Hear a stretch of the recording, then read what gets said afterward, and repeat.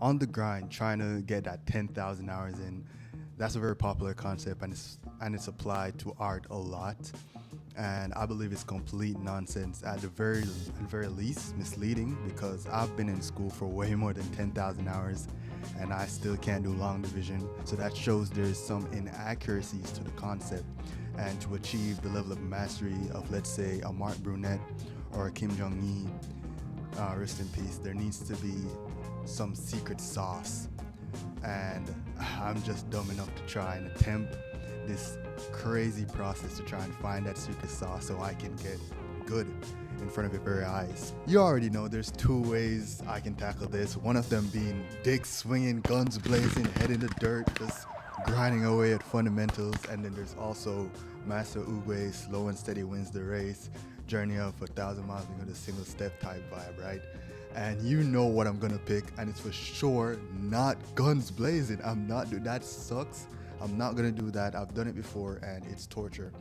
I decided to do a sort of balance where I do the technical stuff first and then I draw what I really like, instead of just focusing on technical stuff or focusing on just drawing just because. So there's a balance that I think is more conducive to something as crazy as this, that also improves my chances of improving. My first girlfriend turned into the moon. That's rough, buddy. My goat, Sokka. Drawing for 10,000 hours without drawing what you love doesn't seem possible. So for sure I had to draw Sokka. He holds a special place in my heart. Hilarious, brilliant character, and every time I watch back clips and rewatch Avatar, it just puts a smile on my face. So I had to show him love. I've drawn Sokka at least 5 times at this point, and I'm gonna draw way more. You're gonna have to break both my limbs, meaning my arms, for me to stop drawing Sokka, bro. Yeah, this will help me use the technical stuff I learned in like the proportions face thing to apply it in stuff I love, and that really helps you learn better. So I think that's kind of important, especially when trying to learn for such a long period of time.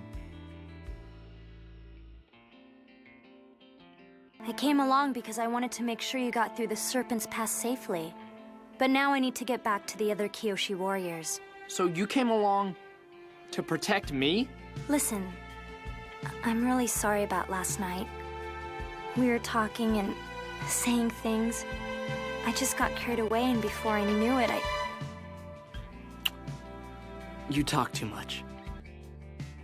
Of course I'm gonna draw him twice. Did you see that clip? Did you see? Bro, it's peak, fam. Peak. That's on my bucket list for sure. I have to do. You talk too much, bro. I have to do that before I die, fam. Without a doubt, that's the coldest clip in the entire series, and it just goes to show that Sakura was risen long before risen like, this is '05. This is before the Riz era. This is before a higher level GAT, level 1000. This is before 9/11. So it just shows that he is the OG, and he really represents how to be smooth and be funny. It just is him, bro. Sokka is him, and I draw a lot of characters with like Chad faces, and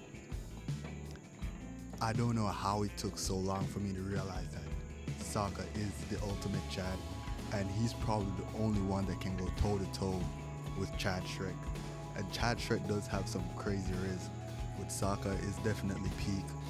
And today I decided to right my wrongs and draw Sokka how he should be represented, and that is with the Chad face, At this point in time, I didn't even care about like improving or integrating any of the face proportions into the artwork to improve or anything like that.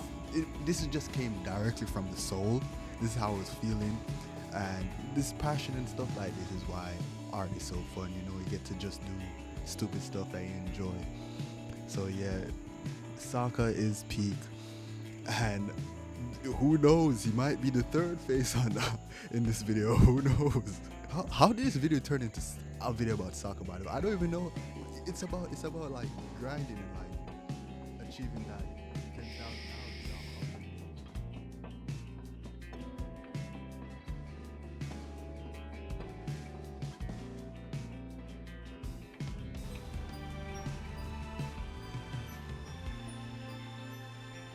hours. This place is beautiful.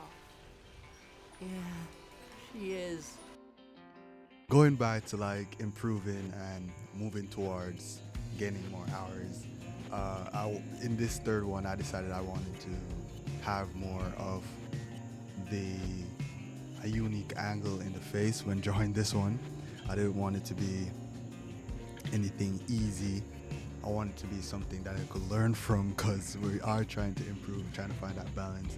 And this one I decided to make it another character, but another character that I think is cool. Didn't stick around long, but had a great impact in terms of the series. And obviously, you've seen the clip, you know that it's Yue, Sokka's first girlfriend, and who turned into the moon. So yeah, I really liked how this turned out. I have this theory that Sokka is actually the strongest waterbender because he has ties to the moon with his girlfriend, and waterbenders get their strength from the moon. So Sokka is actually secretly one of the strongest members of the water tribe. So you can take that as you will. This character kind of embodies a kind of majestic vibe that I really like. So this is the first time I've ever tried drawing her, and I want to kind of capture that kind of that magical, that essence, that aura that the character radiates, and you can see it in the scenes, and it captures our boy at first sight, you know. So I was like, yo, Yue.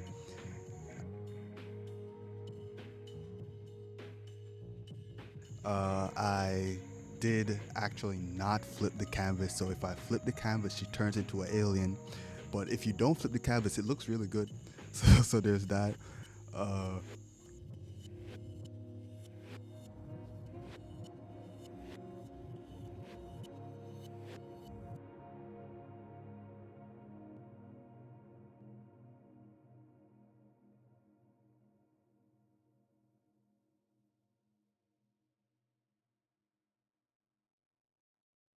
See if you can handle this! Down!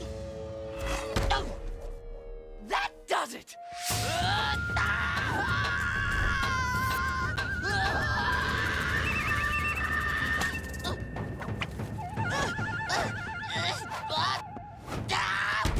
Anything else you want to teach us? Yeah, and it's Suki. Suki's the final character I said I was gonna draw, and for sure, I wanted to try a different angle of the face in this one, and it's something I'm trying to get familiar with. The profile view, it's definitely is. It's usually hit or miss for me. I don't know what it is this time, but yeah, the techniques I did earlier did help me kind of get the proportions and the vibe right at first really quick, so that did turn out to be very useful. But as it relates to the character and my interpretation of it, I really didn't know what I was going for. I was just like, this is a character that I love. Suki is obviously, Sokka stay pulling the best characters in the show, bro. How does he, bro, he has no bending other than that. You know what I'm saying? He has that secret sauce that we're trying to get for this video. I still don't know what it is, but we'll find out someday. Yeah, so this Suki, I kind of wanted to get I wanted Suki to take up majority of the canvas, because she takes up majority of the space of in the character's heart, you know? So I think she deserved that. And fun fact, she's actually the first, Suki isn't the first girlfriend, but she's the first one he meets, and she teaches him not to be a misogynist, him being Sokka. So she leaves an impression on our boy, and for that I think she deserves to be the final character I draw, and the one that I spend the most time on trying to get right. There's still some things I think I didn't do well in regards to this profile. Somehow it kind of turned out a bit too stylized in some sections. but maybe I'm being hypercritical of myself. Maybe you might see some words where some areas where I can improve. I'd really appreciate that if you provide some feedback. It's fun. It's fun, you know. It's fun trying to like do what you love whilst trying to improve